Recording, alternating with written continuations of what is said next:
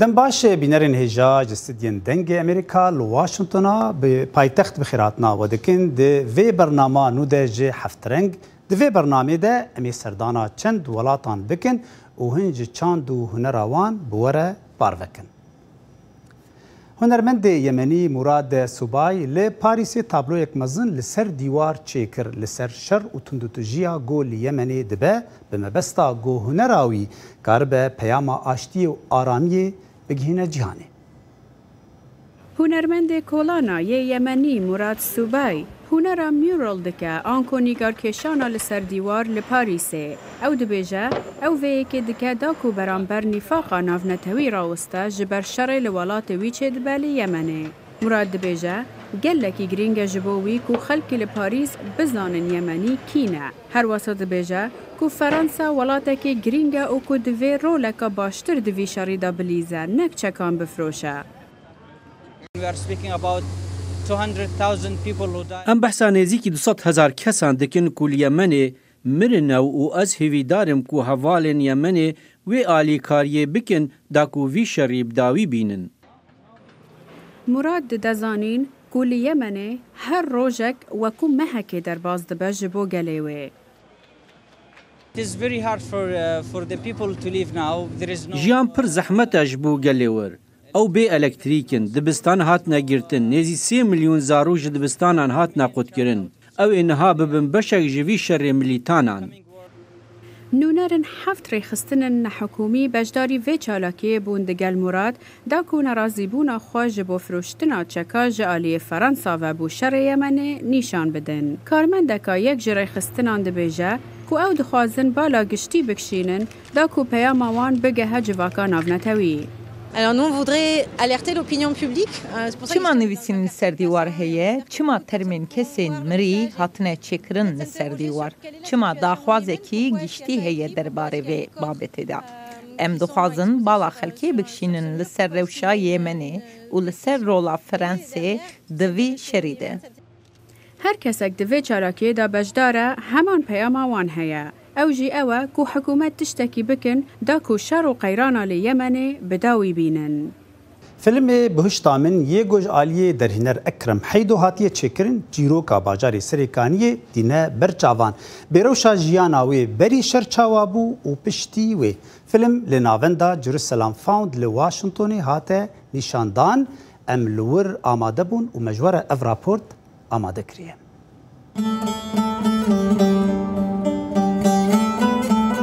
شر سوریه نتنی روی ولاتی سیاسی گوهرت لیبل جواکاوی یا هفرنگو تکل جهف جدا کر و کوملک لدجی یادن کرنیار. اف چیروکین خمگین و هستیار تنی لسر دسته هنرمند و روشنبیرن وی تین گوتن و بلاف دبن. وقت فیلمی در هنر کرد اکرم حیدو یه بناوی بهشتامن. گو لسری کانی او فیلما چی بویه و چیروکا خواه دبیجه لی او چیروکا هر کسکیه دهندری سوریه ده. اف فیلم لناوندا د جروسلم فاوند لی واشنطن پایتخت هاته نمایش کرن. برپرسا گالری داگمار پینتر به مبست خواست گویی فیلم بینی سر اکران خواه داگو چیروک کاراستی جی سوریه و خلکین امریکی را پاروکر. ام برکی خوشن که ما کاربو فیلم بهشتامن لور نمایش بکن. گله کس آمده بون و خوش بکود دستبیکا فیلم ده آخفتنا در هنر اکرم هبو که به مبست وی پیام خواه به کردی گود جبو گرنگی بده چاندا کردی. فیلم بخواه جی پر خوش بو جو آلین سینماگرافی و موزیک ویجی گله کستیار بو. جبو کسین امریکی او تشتکی بالکیشه دما گو دنافنکی بلگیی ده ببینن به جواک چاوا بو چاوا به هفدور دجیان و نها چپ سری وی جواکی هاتیه. فیلمکی گلکی خوش بو، گلکی کیفام جراحات. جبر او شانازی به حوالتی دیار ده. تشتی هری خوش ده فیلم ده کورنگن جوات تف داته ده بون. کریستیان، مسلمان و ازدی هر کس ده بو. او براستی بالکیش بو. هن کسین جی تماشاوانا گهدان بروشا کردین سوریه دکن و سردانا باجاری سریکانی بخوشی کربون. لید وی فیلمی ده جوان رهن تشتین و شارتی دیار بو. فیلم بخو پر باش بو. از بخو لیکولرم و من لسریکانی کار کریه. من به هر تشتک ده فیلمی ده هست کر. چاوا شورشگرین سوری در باسی باجری بون و جواتا وی جهف خستن. دوی گوجمارا تماشاوانین کرد یه گول فیلم آماده بون کم بو لی دی سانیجی کسین لور بون لفیلم تماشا کرن به چیروکا فیلم مس بون و گلک جبیر آنین وان آنین سر اکرانا سینما. يعني نشاندنا في فيلمي دفيد ميد الباجار كي وكو واشنطن قالك جرينج تشتكي كل سريكانيه بونو هم دزانن كوتش سريكانيه تشد بول روجابا بگشتي جبرو لو جرينج بو براستي ايرو برانيا خلكي هاتون برانيا وان امريكي ونبجي تشتكي باش من وارمانجا خوي امريكي ناز بكن كا چلو دكي تشد براستي ده هنر سینما ده گلک بشین هنری ده کل دبن دا گو چیروک که بکه فیلم و به تایبتیش بو فیلم بلگی او گلکی هستیاره گو در هنر کار براستی چیروک ده آستک هنری ده دینه برچاوان. فیلم باش بو و به آوایکی ساده هاتیه وینه کرن.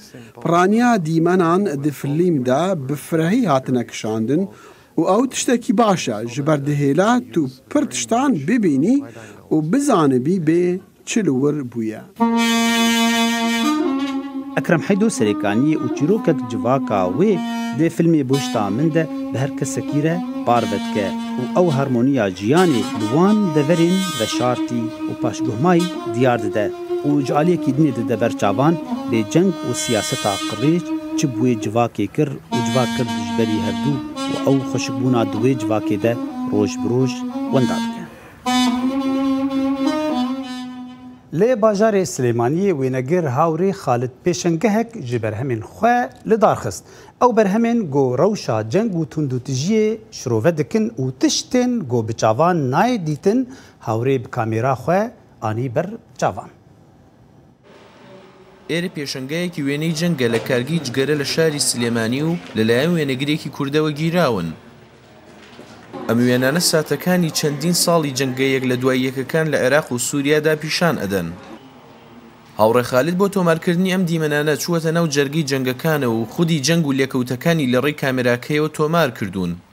ئەم پێشەنگایە ئەزمموی 5 ساڵی ڕابردووی شەڕی داعش و دوای شەڕی داعشە لە عێراق و لە سووریا کە بریتین لە 68 بۆ 70 وێنە ئەگەر هەڵە نەبم کە تایە لە بەری جەنگەوە دەست پێکات تاکو ئەگاتە ناو کەمپەکان ژیانی ڕۆژانەی خەڵک برینار و قوربانیەکانی جەنگەکە هەوڵەماوە بە شێوەیەکی ورد ئەو چیرۆکانە بژێڕمەوە کە خەڵکی لەسەر ڕۆژنامە و گۆڤارەکانی دیکە نەبینراوە. وێنەگری جەنگی کارێکی زەحمەت و پڕ لە ئاڵنگاریە بە تایبەتیش لە عێراق و سووریادا کە دوو وڵاتن تاوانی جەنگی بە ڕێژەیەکی بەرچاو تێیدا تۆمار دەکرێت. کوشتن یاخود بریناربوون یاخود لە دەستدانی قاچ و دەستی تایە ئەمە جگەل لەوەی کە زۆربەی جارەکان بە تایبەتی لە وڵاتەکانی ڕۆژهەڵاتی ناوەڕاست تووشی مەشاکلی هەڕەشە و مەترسی ئەبیتەوە لەلایەنەوە هێزانی کە کارەکەیت کە ئەو تێناگات تۆ تەنیا چیرۆکە ژاڕیتەوە بۆ ئەو تۆ هێڵی سووری چوو لە دژی ئەو ئیشەکەیت.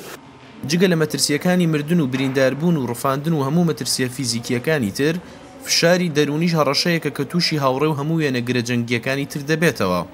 خۆشی دەرونی احتیمالیشی گەورەیە کە ینی بەسخوا ئازانە چەند ڕۆژنامە نووس ئەوانەی کە ئەم جۆرە چیرۆکانە ڕووماڵەکەن تووشی نەخۆشی PTSD خەمۆکی ئەوەی کە بەئینگلیزی پێوترە دیپرەشن تووشی ئەم حاڵەتانە بوون بۆیە بێگومانم ئەم قورسیانەی تایە بەڵام لە ئەخیرە هەڵبژاردنە ینی ئیتر ئەوە تۆی هەڵیە بژێری ئەتەوێت ڕوبەڕووی ئەم شتانە بیتەوە یان ناتەوێت. وێنەگری جەنگی هونەرێکی گرنگە بۆ تۆمارکردنی ئەو ڕاستیانی تەمومجی جەنگ ئەی شارێتەوە.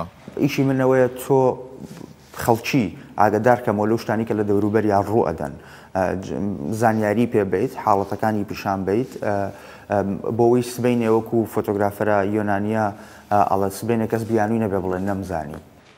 هاوڕێ خالد وێنەگرێکی کوردە و لەدایک بوو شاری کەرکووکە ئەو لە چەند ساڵی ڕابردوودا لە جەنگە یەک لە دوای یەکەکانی عێراق و سووریادا وەکو وێنەگری جەنگی کاری کردووە. ڕێباز مەجید دەنگی ئەمریکا سلێمانی.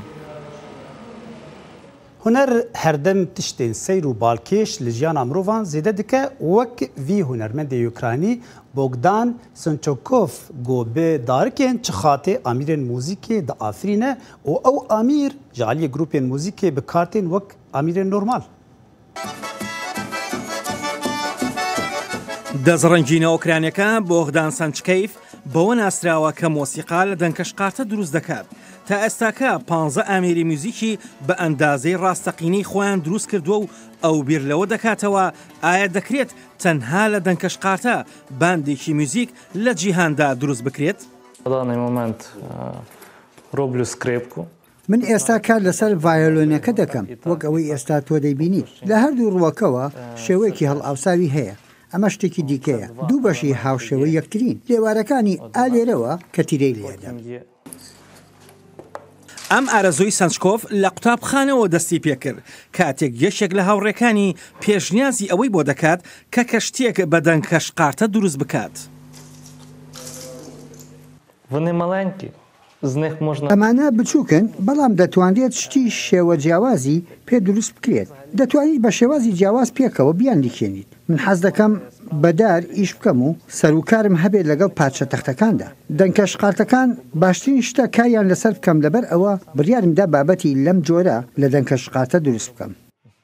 بەڵام توانستی ڕاستەقینەی ئەو دروستکردن و ژەنینی ئامێرە میوزیکەکانە سەرباری ئەوەی کە دروستکردنی ئامێری میوزیک لە دەنگکەشقارتە کارێکی ناوازە و دەگمەنە.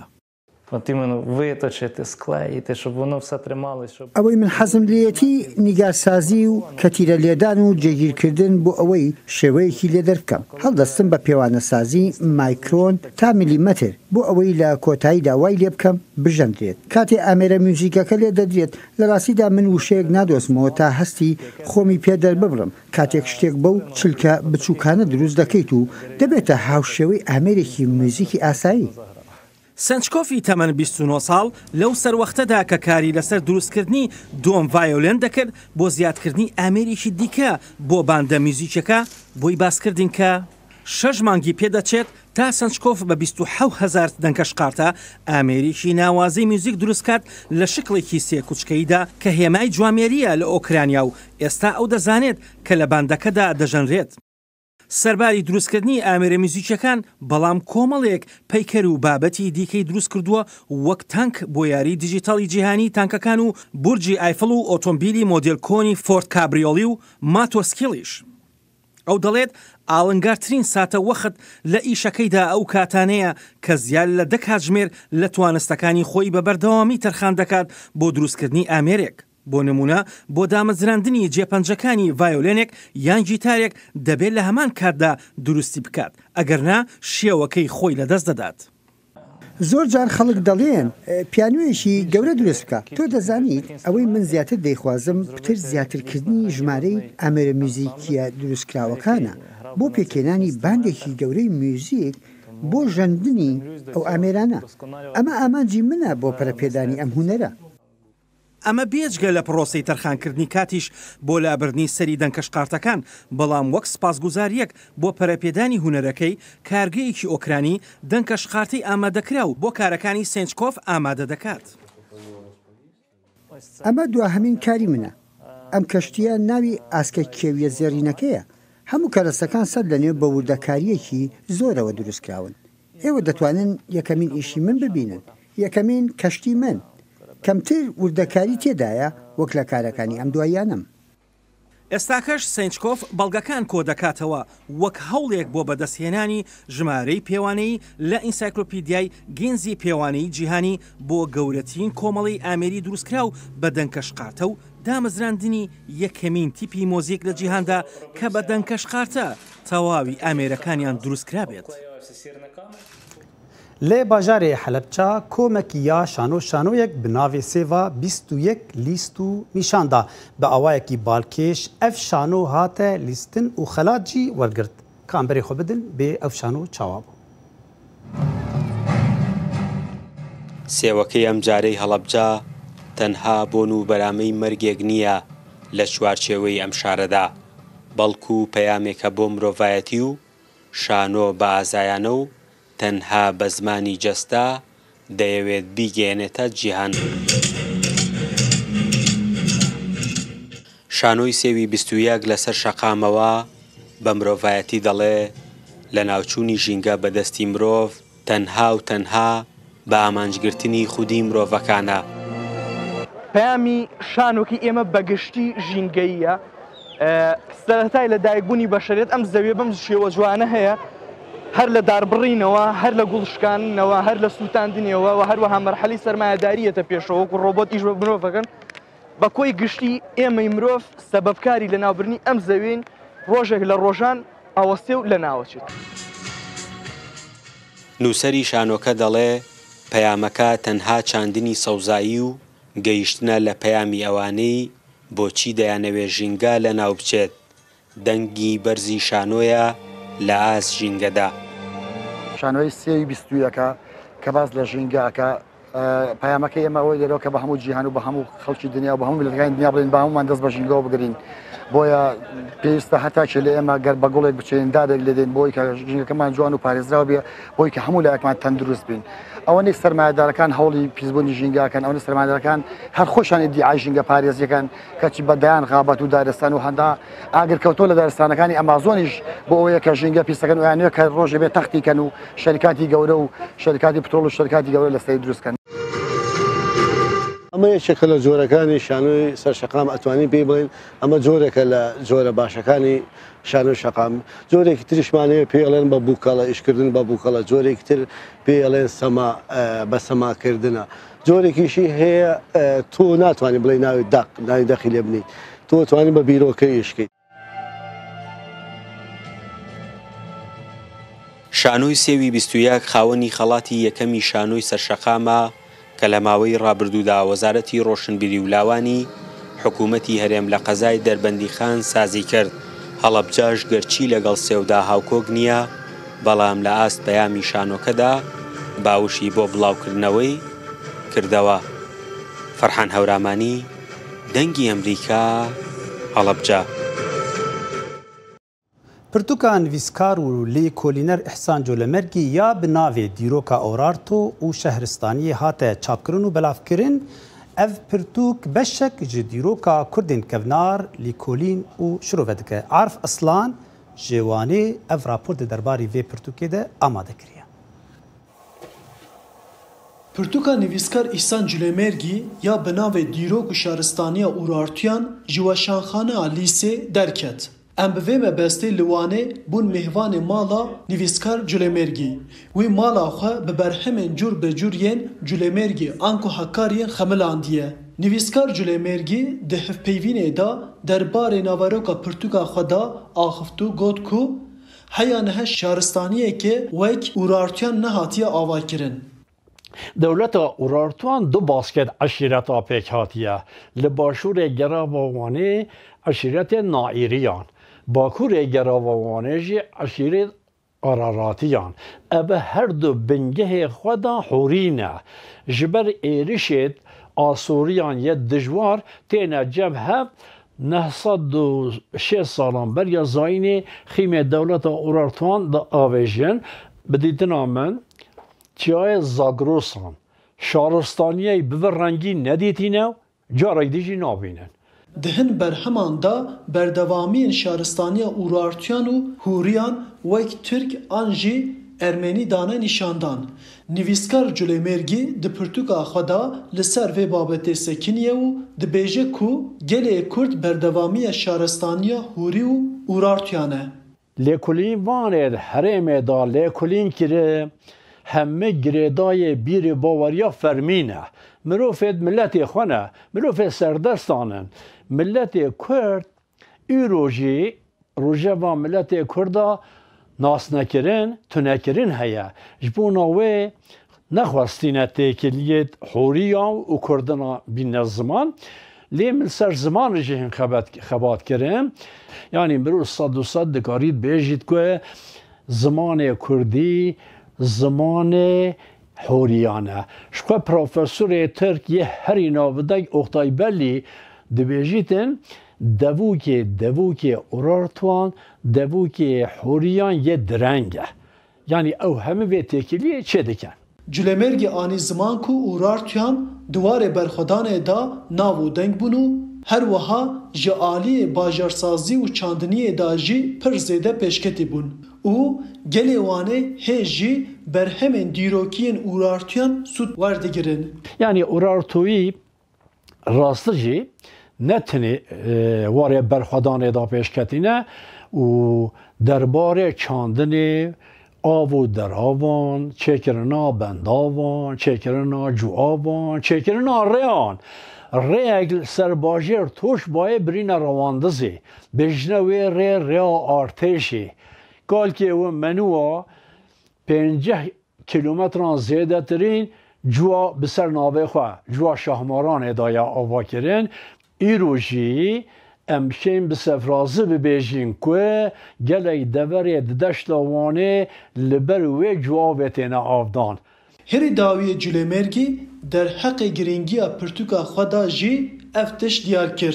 طبی نویساندنا دیروک و شهرستانیا اورارتوان کار من جی نبی کار اکادمیسیان آنه لی از ما من دید که میدان والا کس تکیلیت شهرستانیا اورارتو کردان ناینی زمان من خواه ارکدار دید من کردی نویسی از پوشمانجی نینم و نفشه ایرو گلک من نگهید جی من ناس نکز جی از باور دکم که پیش روژ دان هنکس یه که زاننگه کردان در کت شاهدانه ما ورگده او ده ما بناسن او ده بزانم چه گودی هجای گوتنه که حتی نه پرتوک نویسکار جلمرگی یم بناوه جنبلی کوره میر هکاریان هکاری صورتleri مزوپوتامیا uygarlığında hakkari miri hakkariyan zeynel bege u du pürtüken din en binave serpiyatiya momeu xemrevin u xevrevin hatine çapkirin. Arif Aslan deng Amerika wan. هنرمند مکسیکی رافائل لوزانو هیمر جبو پنابرین مکسیکی و کشیا سینور برهمکه به ناوی تونرا سینور افراندیه گوبخواه برهمکه انستلوشنه دا گو بالی بکشینه سر کشیا سینوری مکسیک به امریکارن.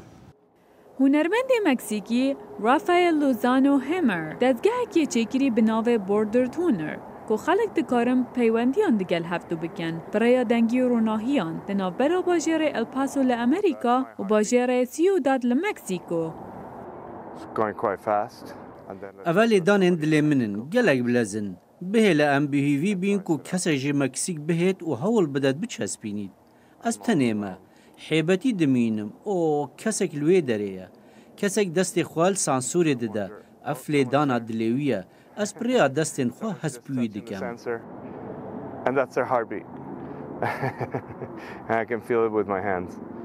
بنگه بوردر تونر دکویده هر دو لاین سنور دناوبر مکسیکو و امریکا دا گو بکاتیج میکروفونه که و دنگ بلندگره که و چرخه که مزن بجدار بود دکارن دگل ایک بافن و روناهی دگل دنگ وان که موزیده دبید و به ویشی وی هر کسک دکاری توی دانستاندنه بچاون خوب ببینید گلک سیره نها دیوان سر بست کم و نها تنیلی دانا دلی مکسیکی هیا و یه بردوامه هشتا اب دست گرتیه جاردی دستین خودانان سر نها هر دولوی درینه او عجیبیه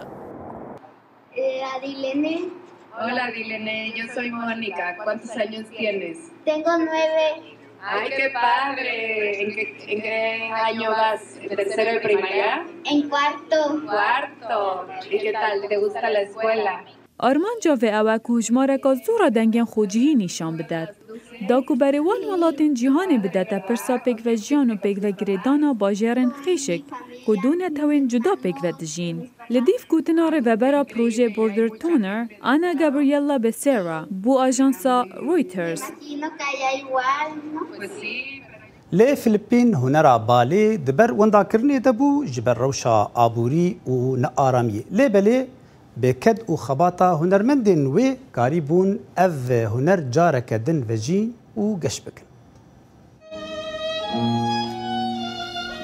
سەمای بەلەی فلیپینی بەهۆی زریانی بەهێز و کەمی بوجەوە سەماکارانی لەدەست دەدات لە کەشتی گەشتیاریدا و سەمای بەلەی فلیپینی توانیوێتی دەربازی بێت لە هەموو جۆرەکانی ئەو زریانە. هاوکاتی ئەوەی تیمی بالێ ئاهەنگی 50هەمین ساڵی دەگێڕێت بەڵام ڕێکخراوی هونەری بەناوبانگ سوورە لە سەر بەردەوامبوونی نواندنەکە. دابینکردنی بوجە زۆر سەختە بۆ مسۆگەرکردنی کاری تیمەکە پارەیەکی زۆر کەم هەیە بۆ پێداویستیەکان وەک موچەی سەماکاران یاخود تەنانەت بۆ پێڵاوەکانیان بەڵام زیاتر لە 30,000 کەس ساڵی ڕابردوو تەمەشای بەرهەمەکانی نواندنەکەیان کردووە. ئەمە خۆشیەک ناگەیەنێت بۆ ئەم وڵاتە کە ملیۆنان کەسی تێدا دەژیت و ڕۆژانە کەمتر لە $2 هەیە. یەکێک لە گەورەترین گرفتەکان هێشتنەوەی ئەم سەماکارانەیە کە ڕاهێنانیان پێکراوە. هەندێکیان حەز دەکەن بچنە پاڵ ڕێکخراوی پۆلی جیهانی لەوانە ستیلا ئابرێرا ئەو کە لە ئێستادا سەماکەرێکی سەرەکیە لە سەمای ئەمریکی و سەمای ڕۆژاوای ئوسترالیدا. سەماکاری سەرەکی دەنیس پارانگۆ کە ماگانە بە $40 دەستی پێکرد وەک شاگرد لە تیمی نوانەکەدا. دەڵێت ئەو پشتی بە خێزانەکەی دەبەست بۆ کرێی مانگانەکەی و لەوە شتێگەیشت کە بۆچی ئەوانی تر ئێرە بەجێ دەهێڵن. سەماکارەکان لە دەرەوەی وڵات جووتێک پێلاو لە ڕۆژێکدا بەکاردێنن بە خۆڕایی لە لەندەن.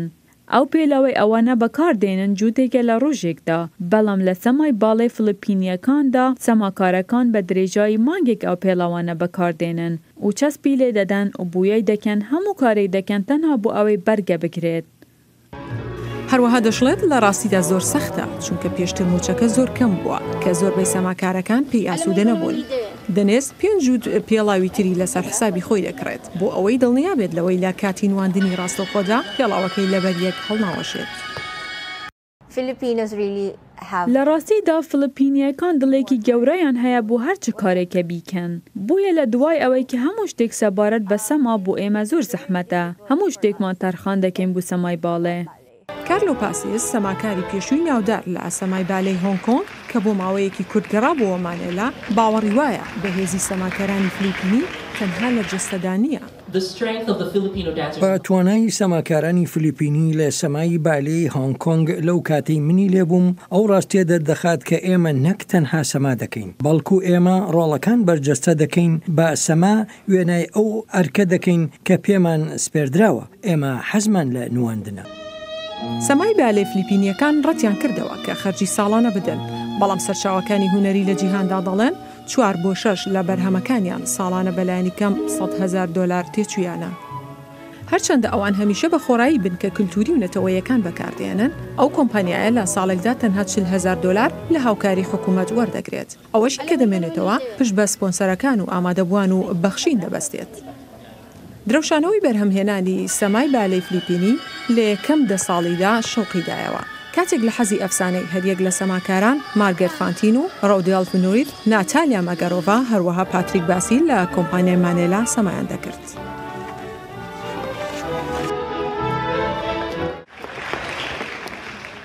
بینەرێن هێژا لەڤەر ئەم گشتن داویە حەیتانی بەرناماک دنێ هەرشاد و بەختەوەربن.